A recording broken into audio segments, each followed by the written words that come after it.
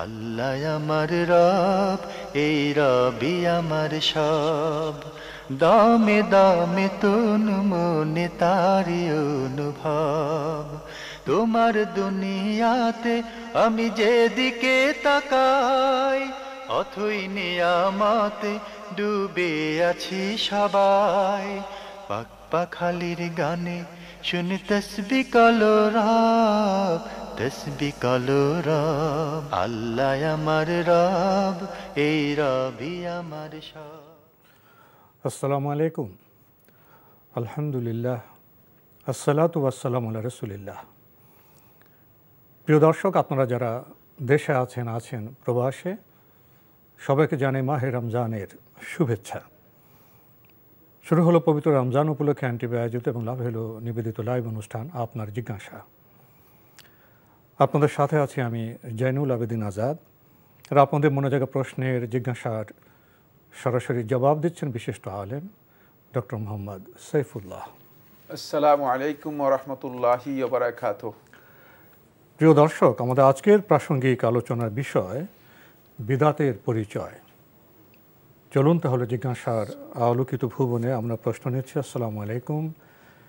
প্রিয় দর্শক, পরিচয় দিয়ে প্রশ্ন করুন। আমি আমার নাম জানাতে চাচ্ছি না, উত্তরা থেকে বলছি। জি বলুন, আমার প্রশ্ন দুটি করুন। প্রশ্ন ছিল। প্রথম প্রশ্ন হচ্ছে, যারা দেশের বাইরে থাকে তারা কি ফিতরার টাকাটা কি হচ্ছে দেশের বাইরে দিতে পারবে? কারণ ওখানে তো ওইভাবে হচ্ছে ফিতরার টাকাটা তো ঈদের দিন দেওয়া হয়, তো সেক্ষেত্রে নাই নাকি সেই টাকাটা তার হচ্ছে দেশে দিয়ে দিতে হয়? এটা একটি প্রশ্ন। ওখানে দিলে কিভাবে দিবে দেশের বাইরে যারা আছেন? জি। এবং আমার আরেকটি প্রশ্ন হচ্ছে, নামাজের সময় অনেক সময় নামাজ ভুলে যাওয়া হয়, যে অনেক সময় ভুলে যাই যে নামাজটাকে সিজদা দিয়েছি নাকি দেই নাই, বা রাকাতটা পড়া হয়েছে নাকি হয় নাই। সেক্ষেত্রে শহীদ সিজদাটা বলে যেটা আছে, শহীদ সিজদার নিয়মটা যদি একটু জানিয়ে দিতেন। ধন্যবাদ আপনাকে, খুব গুরুত্বপূর্ণ প্রশ্ন করেছেন। আপনি বলছেন আমাদের দেশের অনেকে তো বাইরে থাকেন, তারা ফিতরা কিভাবে দিবেন? বাইরে দিলে কিভাবে দিবেন, না দেশে পাঠাবেন? যারা বাইরে থাকেন তারা বাইরে ফিতরা দিবেন, যেখানে আছেন সেখানেই ফিতরা দিবেন। তাদের হিসাব অনুযায়ী তারা সেখানেই ফিতরা আদায় করে দেবেন।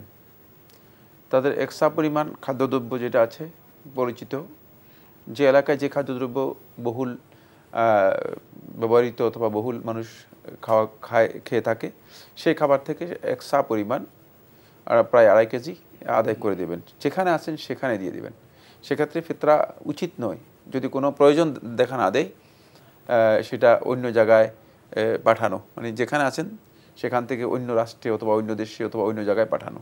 জি, আমরা জানলাম বিষয়টি সম্পর্কে। প্রিয় দর্শক, আরেকটি প্রশ্ন করেছেন, নামাজে অনেক সময় ভুল হয়ে যায়, সেজদা কয়টা দিলাম এই জাতীয় ভুলে, যে সাহু সেজদা, উনি জানতে চাচ্ছেন সাহু সেজদা কীভাবে দিতে হয়।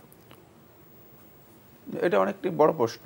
আপনি সুনির্দিষ্ট একটি প্রশ্ন করলে তাহলে আমরা হয়তো আপনার এই বিষয়ে উত্তর দিতে পারতাম। নামাজে কোন ধরনের ভুল তার উপর নির্ভর করবে আসলে সাহু সিজদা দিতে হবে কি না। এই বিষয়টা আপনি এর উপর যে লেখা আছে, বই আছে, সেগুলো থেকে জেনে নেওয়ার জন্য চেষ্টা করুন। তবে 3টি কারণে সিজদা সাহু দিতে হয়। আমরা সংক্ষেপে, যেহেতু আপনি প্রশ্ন করেছেন এই জন্য আপনাকে উত্তর দিচ্ছি, কিন্তু এটা মানে একটা প্রশ্ন অনেক বিষয়ের সাথে জড়িত আছে। 1 নম্বর হচ্ছে, যদি কোনো কারণে আপনি সালাতে আপনার ভুলবশত অথবা না বুঝে আপনার কোনো ওয়াজিব ছুটে যায়, তাহলে আপনি সিজদা সাহু দিবেন। অথবা সালাতের মধ্যে কোনো কারণে আপনার যদি সন্দেহ তৈরি হয় যে আপনি 3 রাকাত পড়েছেন না 4 রাকাত পড়েছেন, 2 সিজদা করেছেন না 1 সিজদা করেছেন, ইত্যাদি ইত্যাদি, সেক্ষেত্রে আপনি সিজদা সাহু দিবেন। তারপর 3 নম্বর হচ্ছে, যদি কোনো কারণে সালাতের মধ্যে সালাতের জাতীয়, মানে সালাতের কোনো আমল যেটা সালাতের মধ্যে বৈধ, এমন কোনো আমল যদি তাকরার করেন, রিপিট করেন অথবা বাড়িয়ে ফেলেন, যেমন 2টা বৈঠক করে ফেললেন অতিরিক্ত, অথবা সিজদা করা ছিল 3টা করে ফেললেন, 2টা করে ফেলছেন 3টা, ইত্যাদি ইত্যাদি, তাহলে আপনাকে সিজদা সাহু দিতে হবে। সিজদা সাহু হচ্ছে সালামের আগে অথবা সালামের পরে 2টি সিজদা দেয়া। তবে সালামের আগে এবং পরে এই দুইয়ের মধ্যে অনেক দীর্ঘ কথা রয়েছে। আমি আশা করি আপনি এই বিষয়ের উপর যে বইগুলো আছে সেগুলো থেকে জ্ঞান নেওয়ার জন্য চেষ্টা করবেন। সুনির্দিষ্ট প্রশ্ন হলে আমরা অবশ্যই আপনাকে সহযোগিতা করতে পারতাম। আমরা জানলাম বিষয়টি সম্পর্কে। প্রিয় দর্শক, প্রশ্ন নিচ্ছে। আসসালামু আলাইকুম, পরিচয় দিয়ে প্রশ্ন করুন। ওয়ালাইকুম আসসালাম ওয়া রহমতুল্লাহ, আমি খুলনা থেকে বলছিলাম। আমি সঙ্গত কারণে আমার পরিচয় একটু গোপন রাখতে চাচ্ছি। জি জি, প্রশ্ন করুন। জি, আমি যে প্রশ্নটা করছিলাম সেটা হচ্ছে আমার জীবন পরীক্ষা অত্যন্ত জটিল একটি প্রশ্ন।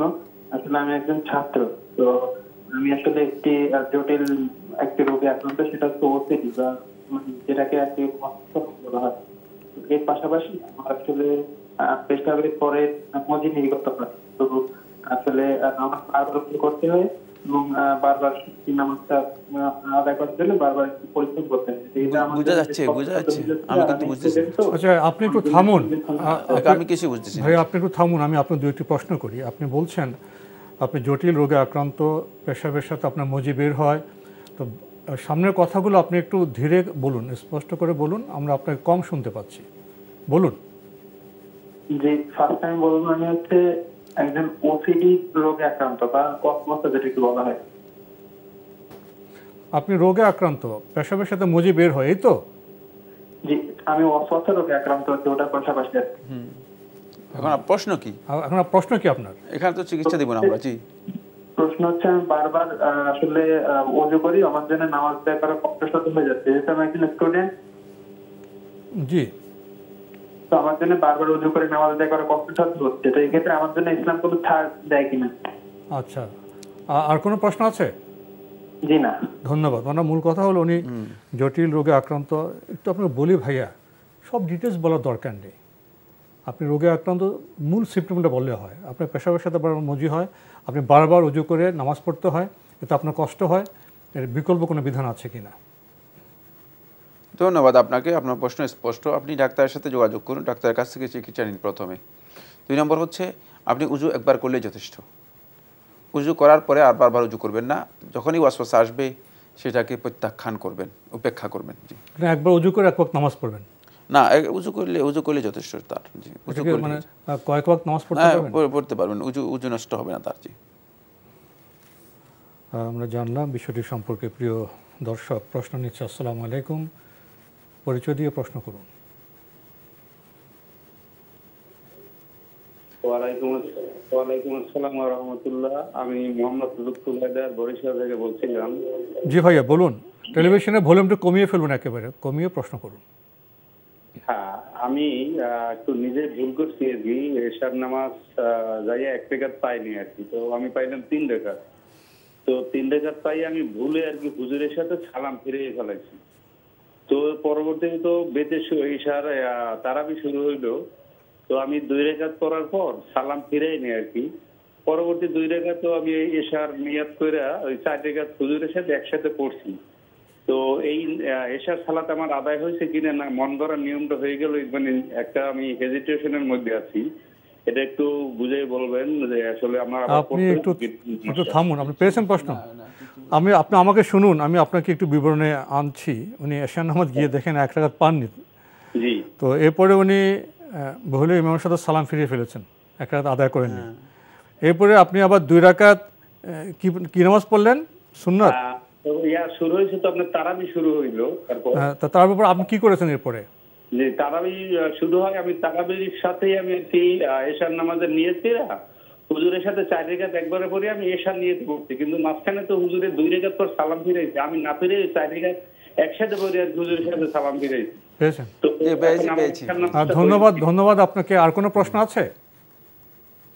আমাদের ইমাম সাহেব গত জুমায় একটা মানে ফতোয়া দিছে যে যদি যাকাত আদায় না করে তার নামাজ কবুল হবে না। মানে এইটার আমি রেফারেন্সটা দায়িত্ব চাইছিলাম, উনি দিতে পারে নাই। যাকাত আদায় না করলে নামাজ হবে না, তার নামাজও হবে না। নামাজ হবে না। জি, ধন্যবাদ আপনাকে। প্রথমে আমরা আপনার এশার নামাজের ত্রুটির ব্যাপারে যাই। হ্যাঁ, আপনি এশার সলাতে যে কাজ করেছেন এটা আপনার মন গড়া কাজ করেছেন। সলাতের বিধান না জেনে সলাতে মন গড়া কাজ করা হারাম। সুতরাং সলাত হয়ে গিয়েছে, কিন্তু আপনার কাজটা গুনহার কাজ হয়েছে। আপনি মন গড়া একটা কাজ করেছেন, যেটা সলাতের বিধান না জানার কারণে। এই ধরনের মন গড়া কাজ না করাই উত্তম। কিন্তু আপনার সলাত হয়ে গিয়েছে, যেহেতু আপনি পরবর্তীতে আবার 4 রাকাত সলাত ইশার নিয়ত করে আদায় করেছেন ইমামের সাথে। জি, আরেকটি প্রশ্ন করেছেন। গত জুমায় ওনাদের এলাকার মসজিদের ইমাম সাহেব একটি ফতোয়া দিয়েছেন যারা জাকাত আদায় করে না তাদের নামাজ হবে না। ইমাম সাহেব যে ফতোয়া দিয়েছেন সঠিক দিয়েছেন, কারণ জাকাত এটা হলো হকুল মাল, সম্পদের হক। সালাতের একেবারেই সমপর্যায়ের, আল্লাহ সুবহানাহু ওয়া তাআলা সালাতের সাথে সংযুক্ত করে উল্লেখ করেছেন। এজন্য আবু বকর রাদিয়াল্লাহু তাআলা আনহু থেকে সহিহ মুসলিমের রাওয়ায়াতের মধ্যে এসেছে, তিনি বলেছেন ওয়াল্লাহি লা উকাতিলান্না মান ফাররাকা বাইনাস সালাতি ওয়াজ যাকাত, আল্লাহর কসম তাদের সাথে আমি লড়াই করব, যুদ্ধ করব যারা সালাত এবং যাকাতের মধ্যে পার্থক্য করে। সুতরাং কেউ যদি যাকাত আদায় না করে থাকে তার এই কাজটি কুফরি। তো কাফের ব্যক্তির সালাত কিসের? সালাত আদায় হবে না, ঠিকই সালাত আদায় হবে না, সালাত আল্লাহ তাআলার কাছে কবুল হবে না, কোনো সন্দেহ নেই। অবশ্যই জাকাত আদায় করতে হবে, জাকাত আদায় না করলে সালাত কবুল হবে না, এই বক্তব্য একেবারেই শুদ্ধ। জাকাত মুসলিম জীবনে খুবই গুরুত্বপূর্ণ ইবাদত।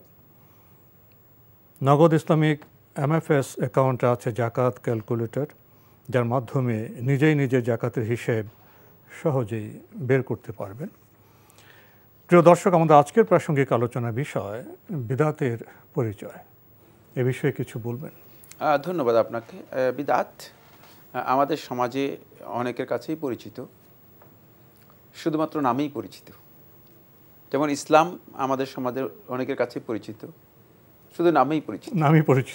মানে ইসলাম কাকে বলে, ইসলামের হাকিকত সম্পর্কে, এর হাকিকত সম্পর্কে আমরা জানি না। ঠিক অনুরূপ একই জিনিস, সেটা হচ্ছে বেদাত আমাদের কাছে খুবই পরিচিত, কিন্তু বেদাতের হাকিকত সম্পর্কে আমরা কিছুই জানি না, মোটেও না। ফলে সাধারণ পাবলিক তো দূরের কথা, সাধারণ মানুষ তো দূরের কথা, আলেমদেরকেই বেদাত এর পরিচয় বা বেদাত সম্পর্কে জানানো অনেক কঠিন। তার কারণ হচ্ছে তারা যেহেতু বেদাত বলতে তারা মনে করেন যে হয়তো এমন কাজ, যেই কাজ আল্লাহ এবং তার রাসূল কখনো করতে বলেন নাই, এ ধরনের কাজ হচ্ছে বেদাত।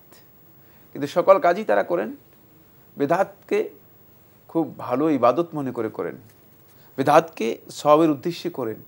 যারা বেদাত করেন তারা নিজেরাও মানে আল্লাহ তাআলার কাছে দোয়া করেন, মানে বেদাত করতে করতে দোয়া করেন যে আল্লাহ মানে আমাদেরকে বেদাত থেকে রক্ষা করুন, যাতে আমরা জীবনে বেদাত না করি। অথচ তিনি বেদাতি এবং বেদাত করতেছেন, বেদাতের মধ্যে থেকে মুক্তি চান। হ্যাঁ, বেদাত থেকে মুক্তি চান, তিনি বেদাত করতেছেন, তিনি বেদাতের মধ্যেই আছেন। সুতরাং এই ধরনের একটি ভয়ঙ্কর জিনিস, মানে এর পরিচয় করে দেওয়া অত্যন্ত কঠিন। তবে আল্লাহর হাবিব সাল্লাল্লাহু আলাইহি ওয়াসাল্লাম দুটি হাদিসে বিষয়টিকে একেবারে স্পষ্ট করে পরিচয় করে দিয়েছেন। প্রথম হাদিসটি উম্মুল মুমিনিন আয়েশা রাদিয়াল্লাহু আনহা বর্ণিত, সহিহ বুখারী ও মুসলিমের মধ্যে এসেছে।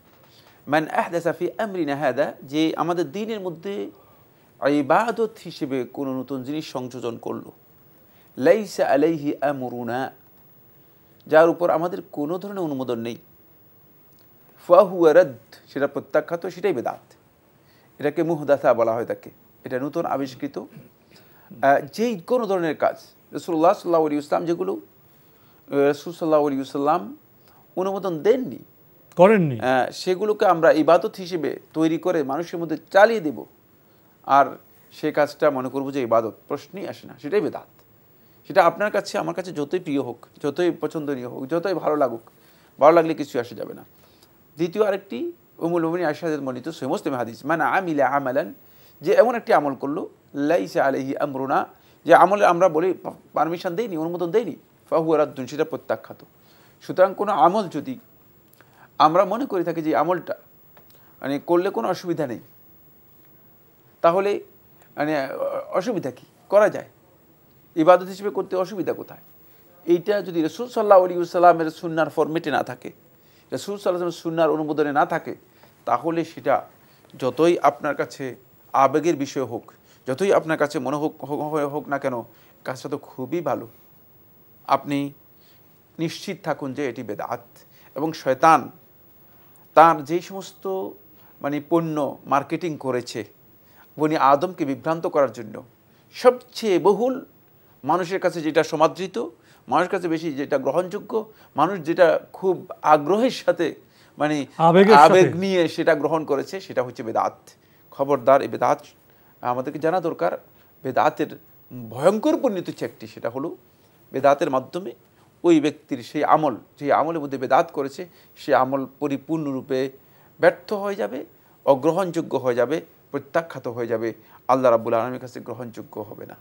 প্রিয় দর্শক, সংক্ষেপে আমরা বেদাত প্রসঙ্গে মৌলিক কয়েকটি কথা শুনেছি। আমাদের এ বিষয়ে আরও জানতে হবে, সব প্রণোদিত হয়ে প্রচেষ্টার মাধ্যমে অবগত হতে হবে। প্রিয় দর্শক, প্রশ্ন নিচ্ছে। আসসালামু আলাইকুম, পরিচয় দিয়ে প্রশ্ন করুন। জি, আমি ইমতিয়াজ বলছিলাম মিরপুর থেকে। জি বলুন। জি, আমার প্রশ্ন হলো কি যে ওই আমরা যে প্রতি ফরজ নামাজের পরে ওই 33 বার সুবহানাল্লাহ, 33 বার আস্তাগফিরুল্লাহ, 33 বার লা ইলাহা করি, এটা কি ফরজ নামাজের পরেই পড়বো নাকি সুন্নত বা ইয়েতেও পড়া যায়, এটা জানাবেন। জি, ঠিক আছে। আরেকটা হলো গিয়ে আমি হুজুরের কাছে জানতে ছিলাম কোরআনের একটা ভালো তাফসীরের চাচ্ছিলাম বই, তো কাটটা হলে ভালো হয়। আমি ইবনে কাসিরের নাম শুনেছি, বা হুজুর যদি একটা বলতেন তাহলে খুব উপকার হতো। ধন্যবাদ আপনাকে, আপনি খুবই সুন্দর প্রশ্ন করেছেন। ফরজ নামাজে যে তাসবিহগুলো পড়া হয় 33, 33, 33, সেগুলো কি সুন্নত নামাজও পড়া যাবে? না, ফরজের পরেই হচ্ছে সুন্নাহ। বাকি সুন্নত নামাজের পরে যদি কেউ পড়ে তার ইখতিয়ার রয়েছে, বাধ্যতামূলক নয়, বা এটা ফজিলত সাব্যস্ত হয়নি। সুন্নত নামাজের পরে এর কোনো ফজিলত নেই, ফরজ সালাতের পরে এর ফজিলত। জি, আরেকটি প্রশ্ন করেছেন, উনি একটি ভালো কোরআনের তাফসীর পেতে চাচ্ছেন। উনি ইবনে কাসিরের নাম শুনেছেন, আপনি কি আর কোনো কিছু বলবেন এই ব্যাপারে? আপনি তাফসির তো এখন প্রচুর বই আমাদের বাংলা ভাষায় অনুদিত হয়েছে, আছে। তার মধ্যে তাফসির ইবনে কাসিরও আপনি পড়তে পারেন, কিন্তু তাফসির ইবনে কাসির পড়তে হলে সনদ এর মাধ্যমে লিখিত কিতাব, মানে সেখানে অনেক হাদিস আছে যে হাদিসগুলো নিয়ে বিতর্ক আছে, মানে সে বিষয়গুলো মানে অনেকে তো বুঝতে পারবেন না।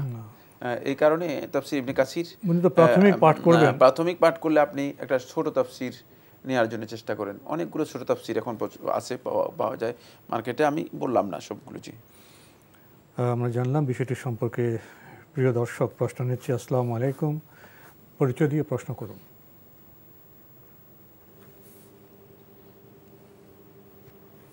লাইনে আছেন? জি জি, আসসালামু আলাইকুম। ওয়ালাইকুম আসসালাম, আপনার পরিচয় দিয়ে প্রশ্ন করুন। হুজুর, আমি গাজীপুর থেকে বলছিলাম। কে বলছেন? আমি বশির বলছিলাম, গাজীপুর থেকে। আচ্ছা ভাইয়া বশির, বলুন আপনার প্রশ্ন।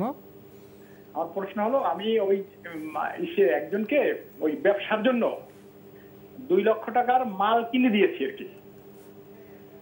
এখন সেটা ঈদের মধ্যে দেওয়ার কথা, কিন্তু সেই ঈদের মধ্যে দিতে পারবে না। ওই টাকাটা আমার যাকাত দিতে হবে কিনা? আর কোনো প্রশ্ন আছে? জি, আর একটা প্রশ্ন আছে। আমি এক ভাই ওই আপনার বিকাশে ব্যবসার জন্য আমার কাছ থেকে 1 লাখ টাকা নিয়েছে আর কি। সে প্রতি মাসে আমাকে যেভাবে লাভ হয় সেভাবেই দেয়, লাভ বেশি হলে বেশি দেয়, কম হলে কম দেয়। বা ওই টাকাটা আমার যাকাত দিতে হবে কিনা? মানে আপনাদেরকে বিকাশের ব্যবসায় আপনি 1 লাখ টাকা বিনিয়োগ করেছেন? জি জি জি। আপনাকে লাভ দিচ্ছে? লাভ দিচ্ছে, প্রতি মাসে কম হলে কম দেয়, বেশি হলে বেশি দেয়। জাকাত দিতে হবে কেন? ধন্যবাদ আপনাকে। দুটি প্রশ্ন জাকাত সংক্রান্ত। জি জি, ব্যবসায়ের জন্য আপনি একজনকে 2 লাখ টাকার মাল কিনে দিয়েছেন, এখন উনি আপনাকে টাকা ফেরত দিতে পারছেন না, ওই টাকা জাকাত কে দিবে? না, এই টাকা আপনি জাকাত দিতে পারবেন না, আপনার জাকাত দিতে হবে না। এই টাকা জাকাত তিনি দিবেন, যেহেতু তার ব্যবসার, যার কাছে টাকা আছে, যেহেতু তিনি মাল তার কাছে, টাকা তার কাছে, টাকার মালিকানা তার কাছে এখন। জি, একটি প্রশ্ন করেছেন, বিকাশের ব্যবসায় 1 লাখ টাকা বিনিয়োগ করেছেন, কিছু কিছু লাভও দেয়, যখন যেরকম হয়, এর জাকাত কে দেবেন? এই জাকাত আপনাকে দিতে হবে, যেহেতু এর মালিকানা আপনার রয়েছে। জি, প্রশ্ন নিচ্ছি। আসসালামু আলাইকুম, পরিচয় দিয়ে প্রশ্ন করুন। আসসালামু আলাইকুম, আমি গাজীপুর থেকে মোহাম্মদ আমিরুল ইসলাম। ওয়ালাইকুম আসসালাম, আপনার প্রশ্ন করুন। যে আমার প্রশ্ন হলো যে মানুষ গুনাহ করতে করতে মানুষের দেহের ভিতরে, মানে কলবের ভিতরে ময়লা জমা যায়। এটা বেশি বেশি জিকির করলে, আল্লাহর জিকির করলে কলবের ময়লা পরিষ্কার হয়। এই কথাটা কতটুকু সত্য? আর একটা হলো, আমরা 10-12 জন সম্মিলিত হয়ে একসাথে যদি উচ্চ স্বরে আল্লাহর জিকির করি, এটা কি মানে ঠিক আছে কিনা, না ইসলাম পরিপন্থী কাজ হয়ে যাবে?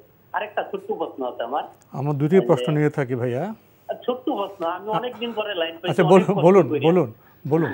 আর এই যে ডক্টর সাইফুল্লাহ সাহেব, উনি আমার খুবই প্রিয় একজন ব্যক্তি, ওনারে আমি খুব পছন্দ করি। আর ছোট্ট প্রশ্নটা হলো, জিন্স প্যান্ট আর টি শার্ট এগুলা পরে নামাজ হবে কিনা? ধন্যবাদ আপনাদের দুজনকে। ধন্যবাদ আপনাকে। আপনার প্রথম প্রশ্ন যে গুনাহ করলে মানুষের কলবে ময়লা পড়ে যায়, জিকিরের মাধ্যমে তা পরিষ্কার করা যায়, এমন কথা কি ঠিক? প্রথম অংশ ঠিক আছে।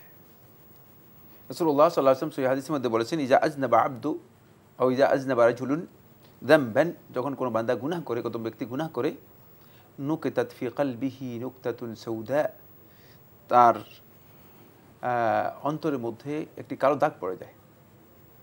এভাবে কালো দাগ পড়তে পড়তে হাত্তা তা'লুয়া কলবাহ, গোটা অন্তরটা ছেয়ে যায়। তাহলে এই এতটুকু পর্যন্ত পরিপূর্ণ ঠিক আছে। পরবর্তী যে হাদিসটি, আলা ইন্না লিকুল্লি শাইইন সাকালা ওয়া সাকালাতুল কুলুবি যিকরুল্লাহ, প্রত্যেক জিনিসের জন্য একটা শান করার বস্তু আছে, মানে এটাকে পরিষ্কার করার কি আছে, বস্তু আছে। আর অন্তরকে পরিষ্কার করার জন্য আল্লাহ তাআলা জিকির। এতটুকু পর্যন্ত হাদিস দুর্বল, গ্রহণযোগ্য নয়, দাঈফ। সুতরাং এই বক্তব্য শুদ্ধ নয়। কিন্তু অন্তরের পরিচ্ছন্নতার এবং প্রশান্তির যে দিকগুলো আল্লাহ সুবহানাহু ওয়া তাআলা কোরআনের মধ্যে বলেছেন, তোর মধ্যে জিকির একটি, কোনো সন্দেহ নেই। মানে হাদিস তো আর তৈরি করে বলা যাবে না, যেন বক্তব্য তৈরি করার কোনো সুযোগ নেই। আল্লাহ সুবহানাহু ওয়া তাআলা বলেন, ওয়াল্লাযীনা আমানু তাতমাইন্নু কুলুবুহুম বিযিকরিল্লাহ আলা বিযিকরিল্লাহি তাতমাইন্নুল কুলুব। আল্লাহ তাআলা যারা ঈমান এনেছে, আল্লাহ রাব্বুল আলামিন জিকিরের মাধ্যমে তাদের অন্তরগুলো প্রশান্ত হয়, প্রশান্তি লাভ করে। তাহলে বোঝা গেল যে অন্তরে প্রশান্তি নিহিত আছে আল্লাহ রাব্বুল আলামিন জিকিরের মধ্যে। এ কথা একেবারেই সঠিক। বাকি ওই যে কথাটুকু ময়লা দূর হয়, মানে এই বক্তব্য রাসূলুল্লাহ সাল্লাল্লাহু আলাইহি ওয়াসাল্লামের কোনো সহিহ হাদিস অথবা কোনো সহিহ রেফারেন্সের মাধ্যমে সাব্যস্ত হয়নি।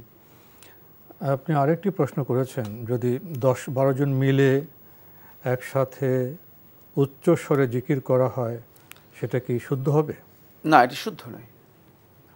হানাফি ফকিগণ বলেছেন যে জিকিরের সুন্নাহ হচ্ছে আয-যিকরু ফিস-সির, জিকির হবে গোপনে, জিকির হবে নীরবে। জিকিরের সর্বোচ্চ যে বিষয়টি সেটা হচ্ছে জিকির কখনো আওয়াজ, লাউড আওয়াজে, উচ্চ আওয়াজে জিকির হবে না। স্বাভাবিক আওয়াজ পর্যন্ত জিকিরে জায়েজ আছে, নিজে শোনা পর্যন্ত, নিজে শোনা পর্যন্ত জিকিরে এই ধরনের আওয়াজ জায়েজ আছে। কিন্তু অনেক বেশি জিকিরে আওয়াজ করা, চিল্লা চিল্লি করা অথবা উচ্চ স্বরে জিকির করা, এটি একেবারেই কোরআন বিরোধী বক্তব্য। কোরআনে স্পষ্ট করে এর বিরুদ্ধে বলা আছে। যেখানে জিকিরের কথা বলা আছে সেখানে স্পষ্ট করে বলা আছে কিভাবে আমরা জিকির করব। ওয়াজকুর রাব্বাকা খুফিয়াতান ওয়া তাদাররুআন, তোমরা আল্লাহর কাছে জিকির করো গোপনে এবং তাদাররুআন, অত্যন্ত বিনয় অবনত হয়ে। সুতরাং জিকিরের পদ্ধতি হচ্ছে মূলত জিকির হবে চুপিসারে, জিকির হবে আওয়াজ কম হয়ে।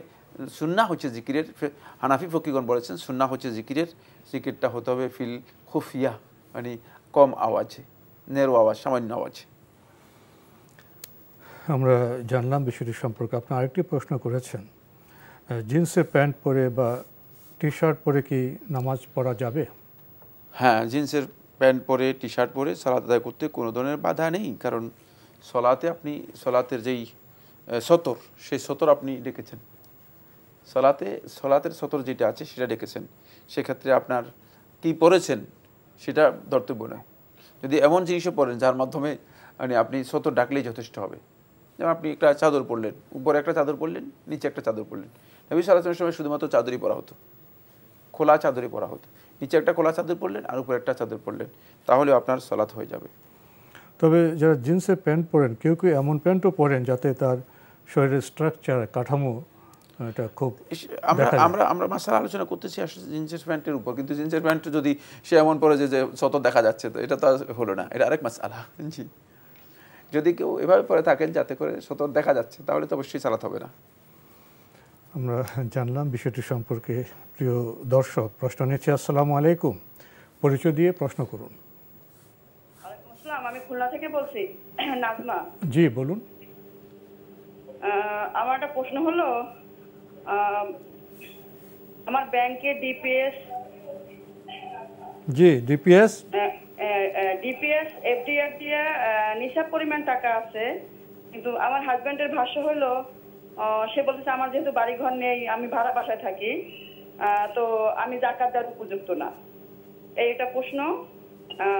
আর হলো আমি কি যাকাত দেওয়ার উপযুক্ত কিনা, আমরা মানে হলো আমার প্রশ্ন। জি জি। আর একটা প্রশ্ন হলো, আমি পৈতৃক সূত্রে মানে কিছু টাকা পেয়েছি, ব্যাংকে আমার আছে, তো তো সেটাও নিসাবের আওতায় পড়ে, কিন্তু আমি তার উপরেও জাকাত দিতে চাচ্ছি, আমার হাজবেন্ড দিচ্ছে না, সেক্ষেত্রে আমার করণীয় কি যদি একটু জানান। ধন্যবাদ আপনাকে।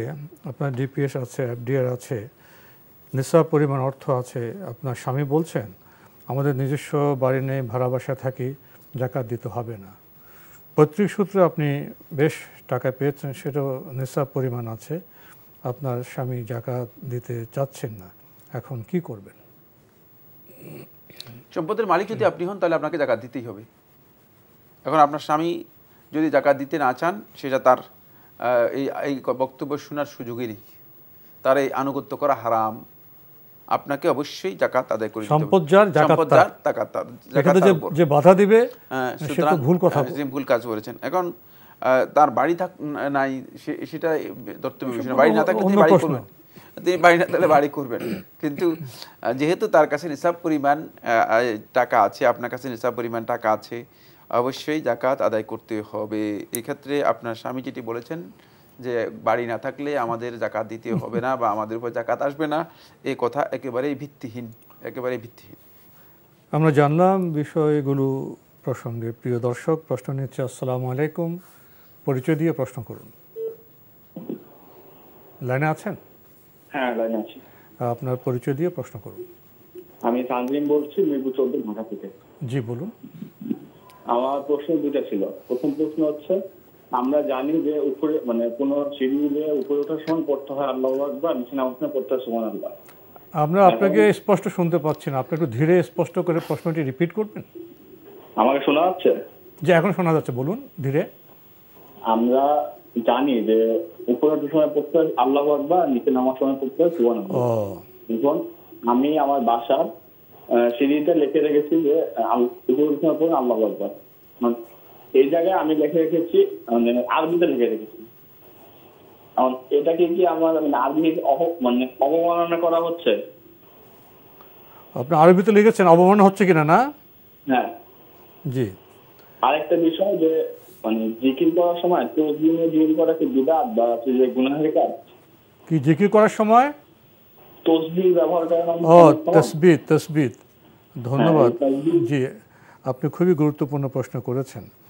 আপনার প্রথম প্রশ্ন, আপনি জেনেছেন উপরে ওঠার সময় আল্লাহু আকবার, নিচে নামার সময় সুবহানাল্লাহ পড়তে হয়। আপনি সিঁড়িতে আরবিতে এগুলো লিখেছেন, এর মাধ্যমে কি কোনো অবমাননা করা হলো? না, অবমাননা হবে কেন? আল্লাহু আকবার লিখে দিয়েছেন, সুবহানাল্লাহ লিখে দিয়েছেন, এটা জায়েজ। যার উঠার সময় স্মরণ থাকবে না, সে দেখলে স্মরণ হয়ে যাবে। এটা বিজ্ঞপ্তির মতো, অনেকটা মানে নীরব বিজ্ঞপ্তি। আল্লাহু আকবার দেখলে সে মনে করবে যে আমি তো উঠার সময় আল্লাহু আকবার বলার কথা, স্মরণ করে দাও, নামার সময় সুবহানাল্লাহ পড়ার কথা। সুতরাং এটি অবমাননা নয়, বরং এটি ভালো কাজ হতে পারে, এক প্রকারের ভালো কাজ। জিকিরের সময় তাসবিহ ব্যবহার করলে কি কোনো গুনাহ হবে? উত্তম হচ্ছে তাসবিহ দানা ব্যবহার না করা। তাসবিহ দানা বলতে ওই যে আমাদের সে এক প্রকারের মালা আছে, যে সেই মালা যেখানে 100 দানা দিয়ে তৈরি করা হয় থাকে, এগুলো ব্যবহার না করাই হচ্ছে উত্তম জিকিরের জন্য। তো সময়ের কারণে আমাদের আজকে এখানে শেষ করতে হচ্ছে। আপনাকে অনেক ধন্যবাদ। আপনাকে অশেষ ধন্যবাদ। প্রিয় দর্শক, আমরা দেখছিলাম এনটিভি আয়োজিত এবং লাভেলো নিবেদিত অনুষ্ঠান আপনার জিজ্ঞাসা। আমাদের অনুষ্ঠান আপনারা এনটিভি অনলাইনেও দেখতে পারবেন, ভিজিট করুন www.ntvbd.com। এছাড়া ইউটিউবে এবং আমাদের ভেরিফাইড ফেসবুক পেজে অনুষ্ঠান দেখতে পারবেন। আজকে শেষে এসে আমরা উপরে ওঠার এবং নিচে নামার যে তাসবিহ, সেটা জানলাম। এসব বিষয়ে যখন ইসলাম কথা বলে, তখন কি আমাদের জীবনের বিচিত্র সম্পর্ক সূত্রে গুরুত্বপূর্ণ বিষয়গুলোকে ইসলাম কথা বলেনি? কিন্তু আমাদের জীবনযাপনে অনেক সময় মনে হয় সেখানে বোধ ইসলামের কোনো বার্তা নেই। বার্তা নেই নাকি আমরা বার্তা নিচ্ছি না? এই প্রশ্ন রেখে আজকের অনুষ্ঠান এখানে শেষ করছি। দেখা হবে ইনশাআল্লাহ আগামীকাল একই সময়ে। প্রিয় দর্শক, মহান আল্লাহ আমাদের সবাইকে নিরাপদে রাখুন, রাখুন শান্তিতে। আসসালামু আলাইকুম। আল্লাহ আমার রব, এই রবি আমার সব, দামে দামে তুন মনে তারি অনুভব। আল্লাহ আমার রব, এই রবি আমার সব, দামে দামে তুন।